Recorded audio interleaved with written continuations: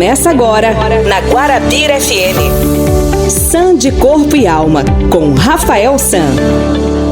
Ei, você é um daqueles preocupados com a criação das crianças de hoje em dia? Os adolescentes de hoje estão lhe preocupando? Você já foi numa escola e viu a falta de respeito com os professores, com os funcionários, com os colegas? E você, pai, como é que está sendo a relação com o seu filho? Você tem alguma criança, algum adolescente aí na sua casa? Como é que está sendo? Você também é um daqueles que se vê impotente diante de uma situação? Opa, mas espera aí. Você também é daqueles que acredita que já vem pronto, que desde o nascimento, esse nasceu assim. Esse não vai mudar. Você é desses também, hein? O que é que você pensa sobre isso? Você acha que a sua intervenção não vai dar jeito, eu não tenho mais o que fazer?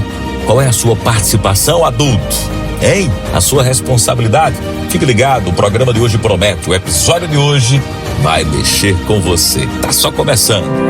Comece o dia Sam de Corpo e Alma, olhando o ser humano nas dimensões bio, psicossocial e espiritual, de segunda a sexta, 5:45 da manhã, com Rafael Sam. Pois bem, no nosso programa Sam de Corpo e Alma, nós estamos trazendo uma grande reflexão a partir dos estudos científicos e também das relações com muitas experiências da psicologia do desenvolvimento. Então, é importante a gente pensar que uma criança, ela é influenciada e muitas vezes nós não percebemos que desde o ventre materno existe uma participação emocional. Então, um casal que briga muito, a mulher, por exemplo, que enfrenta muitas dificuldades na gestação, ela começa a agredir o marido agride, ela é usuária de álcool, de droga. Tudo isso vai influenciar no desenvolvimento psíquico, emocional da criança, desde o ventre materno. A partir do momento que a criança, ela se sente indesejada, né? Tem aqueles pais que quando engravidam começam a expor o sentimento de rejeição. Então a gente vai conversar num outro programa só sobre o ventre materno. Mas vamos imaginar as crianças já nascidas, as crianças que já estão em nosso meio, as crianças que já estão no leito familiar. Então, essas crianças, a gente precisa perceber o seguinte, que é muito importante a participação. Quem é que educa a criança? Pais, senhores pais. Os pais são fundamentais, são os educadores, são aqueles que estão no contato direto, são aqueles que estão todos os dias, são os pais que devem informar e formar. Por isso que nós precisamos prestar atenção nos processos. Uma dica muito importante para os pais é que crianças de 2 a 7 anos de idade estão naquela fase que a ciência chama de heteronomia. A criança é incapaz de regular o seu comportamento por meio de convicções próprias. Ou seja, a criança, ela não percebe a intenção dos atos dos outros, ela é traída na percepção. O próprio Piaget, que é um dos grandes nomes da educação e também do desenvolvimento infantil, ele chamou de realismo moral, ou seja, a criança sabe que é errado pelo resultado da ação e não pela intenção de quem a praticou. Então, lembre-se, o pensamento nessa fase é egocêntrico. A criança vê o mundo tomando como referência si mesma, a si própria. Ela não tem muitas percepções corretas, assertivas. Então, o fantástico e o real se misturam e predomina a criança que, por exemplo, tropeça na escada e coloca a culpa na escada e não nela mesma, né? Ela coloca o dedo na tomada e ela não sabe que aquilo é errado, a culpa é da tomada. Então, ela atribui as causas humanas aos fenômenos naturais. Todos os fatores confundem a avaliação da criança. Então, nós temos que ter muita clareza. A criança, ela está se desenvolvendo. E a gente precisa perceber que não é uma coisa, nasceu ruim, nasceu bom. Não, é um processo. A importância dos pais em explicar regras, disciplinar de forma justa e amorosa. Rafael, eu só educo batendo, eu só educo dando surra. Eu vou contar uma coisa para vocês. Eu nunca levei uma surra. E nem por isso eu fui ruim, eu me tornei um cidadão perverso. Não, pelo contrário, eu recebi muito amor, muito diálogo, muito colo. Eu venho contando nesse programa a experiência particular da minha infância, da minha adolescência, da minha formação como adulto, como homem, e passou por muito amor. Eu na verdade convivi num ambiente amoroso. Eu não convivi num ambiente de guerra, não convivi num ambiente traumático, não convivi num ambiente tóxico. Isso influencia muito o caráter da criança, influencia demais. Já na adolescência, inicia-se um processo rumo à autonomia, que é baseado na cooperação, né? Então a criança, ela começa a se achar, o adolescente começa a se achar independente. Ele acha que é capaz de se colocar no lugar, de resolver, que não precisa mais de ninguém. Então as suas regras começam a ficar confusas. E a adolescência precisa muito da nossa ajuda. Mas vamos nos ater agora só à infância. A adolescência, a gente pode fazer um programa só de adolescente. Então vamos lá. É preciso formar o caráter ético. Todos nós somos formados.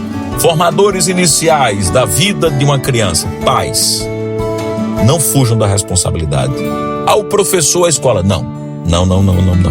Quem primeiro é responsável pela educação do filho é o pai. O pai e a mãe jamais deveria ir numa escola para dizer: eu não sei mais o que fazer, está entregue, eu pensei que a senhora ia resolver. Não. Desde o ventre materno, quando a criança é anunciada, a mulher está grávida, o homem e a mulher devem ter cuidado com a formação do caráter. Então, deve conversar com a criança desde o ventre materno, deve fazer carícias, deve transmitir amor, deve ter momentos de paz, né? Evitar gritaria, discussão, agressão física, ódio, ressentimentos, porque isso transmite para a criança. É o primeiro ponto. Segundo, a criança nasceu, então a gente precisa começar a transmitir para ela responsabilidades. Mas antes, cuidado, né? O cuidado de ter sempre limites, respeitar seu corpo, respeitar o cuidado com a natureza, não a poluição, ser capaz de ser empático, ou seja, se colocar no lugar do outro. Tudo isso a gente começa a falar com a criança. Não pode fazer isso, não pode fazer aquilo, né? E não é o tom de voz, não é a agressividade que vai dizer que você foi mais ou menos importante na vida de uma criança. Então, consideração pelas pessoas, fazer ela entender já de pequeno que as pessoas são diferentes. As pessoas são diferentes de coisas, de animais. As pessoas são diferentes entre si. Então precisamos ensinar as crianças a respeitar as diferenças. Olha, aquele é mais alto, aquele é mais baixo. Esse é de uma cor diferente, de uma cultura, de uma religião, de uma economia diferente.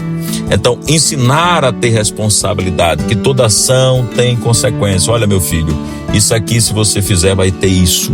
Isso, se você escolher, vai perder isso. Responsabilidade. A minha criança chora, ótimo. Quando ela perder alguma coisa, deixe ela chorar. Mas ensine que na vida se chora, tem frustração. É outro tema de programa, mas isso é muito importante. Considerar as etapas. Olha, por que você não vai para aquele lugar? Porque não é lugar de criança. Por que você não vai assistir isso? Porque não é para criança. Então, culpa e vergonha, a criança ela já tem, ela já vai desenvolver.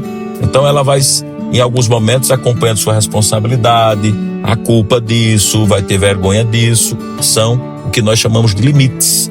Limites são marcos, ou seja, aqueles determinados fatores. Até aqui não pode, só pode até aqui. Então a sua ação só é aprovada se você for até aqui, respeitando o limite do outro. E aí, com o limite, traz a ideia de fragilidade e de consequência, ou seja, a gente não pode tudo. Limite é lindo, gente. Senhores pais, colocar limite é lindo, porque a criança ela percebe que não pode tudo. Então ela vai chegar no comércio, ela vai comprar tudo o que quiser? Não. A criança, ela vai entender: isso aqui eu não posso, meu pai hoje não pode, só pode no final do mês, só pode quando eu receber o salário. Então isso é muito importante. Agora, sobre a verdade, o que é que vocês acham? Ser verdadeiro, gente, significa que nós devemos buscar as interpretações de sentido, de causas que nos pareçam pertinentes. Então, quando a gente mente para as crianças e a gente mente, daqui a pouco aquela mentira não vai se sustentar e a gente tem que mentir de novo. Então a gente vai colocar para ela verdades, de maneira que ela entenda, de maneira na linguagem dela. Então, às vezes, os filhos aprendem a mentir com os pais. Quando é que os filhos aprendem a mentir? Com os pais. Muitas vezes quem conta a primeira mentira é quem? Papai e mamãe. Então é importante a gente entender isso. Quando papai e mamãe começam a mentir, por exemplo, liga uma pessoa ou manda um WhatsApp, a criança está vendo você. Aí você diz assim, eu estou aqui nesse momento viajando, eu não estou podendo atender. E a criança está vendo que você está no sofá da casa. A criança está vendo você ali tranquilo. E ela começa a entender, poxa, meu pai disse que não estava aqui, mas ele está. Ele disse que não estava em casa, mas ele está em casa. Então a criança, ela entra em conflito e ela vai entender que deve mentir para o colega. Quando ela não quiser brincar com o colega, ela vai inventar uma mentira, ao invés de dizer que não está querendo brincar, que não está afim. Então isso é muito fundamental, gente. A verdade, para a gente não ser o professor da mentira, tá bom? Mas fique ligado que eu vou responder uma temática. Liberdade. Até onde a gente pode dar liberdade a uma criança? O episódio de hoje é muito importante, mexe com a gente. Fique ligado. Comece o dia sã de corpo e alma, olhando o ser humano nas dimensões bio, psicossocial e espiritual, de segunda a sexta, 15 para 6 da manhã, com Rafael San. Pois é, liberdade é a capacidade de escolher segundo a preferência ou a formação, de um modo que não cause danos para a criança ou para as pessoas que estão ao seu redor. Então ele se expressa com a liberdade. A gente precisa ter responsabilidade, ter liberdade dele escolher. Olha, o que é que você gosta? Isso aqui, bacana, isso aqui é legal, uma escolha sua. Então escolher pelo sim, pelo não, pelo claro, pelo escuro, pelo grande, pelo pequeno, né? Escolher o amarelo, o azul, o vermelho. Claro, isso é liberdade, importante, fundamental, com limites, com responsabilidade. Olha, meu filho, tudo que você escolher, tudo que você com liberdade escolher, você sabe que terá consequências. Então, a criança, ela começa a formatar também aquilo que ela gosta, você vai entendendo o que ela gosta. E esse gosto, desde que não prejudique ela, nem as pessoas que estão ao seu redor, que não falte respeito, é muito bom que ela se sinta segura também para escolher, né?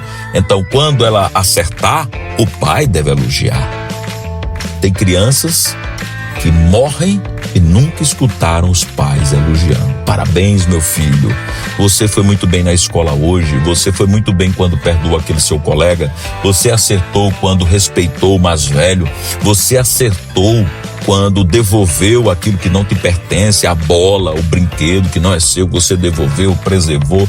Foi um colega bom. Então, aprender também a elogiar. Quando a gente elogia, a gente não perde nada. A gente só melhora a autoestima da criança. Com certeza ele será um adulto ainda melhor. Então, quando a gente elogia, quando a gente estimula o filho a respeitar as regras, e respeitando as regras, ele ganha bônus, né? Quer dizer, ele ganha elogios, reconhecimento, né? Então, esse programa, ele dá vários programas, e a gente vai voltar com essa temática muito importante. O programa diz Sã de Corpo e Alma, gente, é para isso, para a gente tocar em assuntos como este e outros temas muito importantes. E aí, estão gostando? Hein? Tá dando certo? O programa é assim mesmo que vocês estão esperando? Mande temas e sugestões também pra gente. Participe. Em breve, o canal interativo estará liberado. Sabe por quê? Com certeza a gente cresce entendendo a criança no psicológico, no biológico, no espiritual, no sociológico, né? No histórico, no contexto. O ser humano é muita coisa. Ele é grande, é um universo. A gente volta em outro episódio com muito mais reflexões. Sã de Corpo e Alma.